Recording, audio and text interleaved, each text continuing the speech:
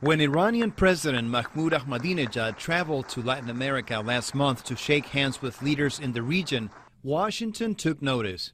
In fact, the chairwoman of the U.S. House Foreign Affairs Committee says she's deeply concerned about Iran's alliances with leaders like Venezuela's Hugo Chavez. These alliances can pose an immediate threat by giving Iran, directly through the IRGC, the Quds Force, or its proxies like Hezbollah, a platform in the region to carry out attacks against the United States, our interest, and our allies. Ahmadinejad shares anti-U.S. sentiments with leaders like Ecuadorian President Rafael Correa, whom he visited last month.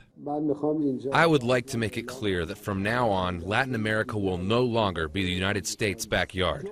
An Iranian American linked to Iran's Quds Force was arrested in a sting operation in Texas in October.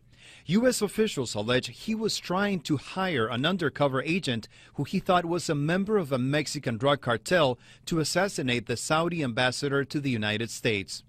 Michael Braun, the former chief of operations for the U.S. Drug Enforcement Administration, says Iran and terrorist organizations like Hezbollah have ties with Mexican drug cartels and the Colombian guerrilla. These groups allow them to operate freely in our neighborhood, and they're getting closer to our doorstep. And if we don't do something about it and really get serious about it, then, again, I don't want to sound too crude, but I think there's going to be hell to pay at, at some date in the probably not in the not too distant future. However, other analysts say Ahmadinejad's influence in Latin America is limited to a handful of leaders. There's no sign that populations respond positively to him at all. There's a rejection of Ahmadinejad. The governments are doing it because it's a favorite to Chavez, and that's the deal that they have. But there's really no sense of really any inroads in the societies of these countries.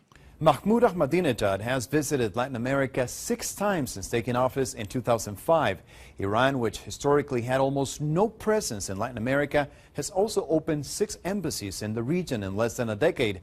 Last week, Iran also launched its latest Charm Offensive, a Spanish-language TV network in the region. Rafael Romo, CNN, Atlanta.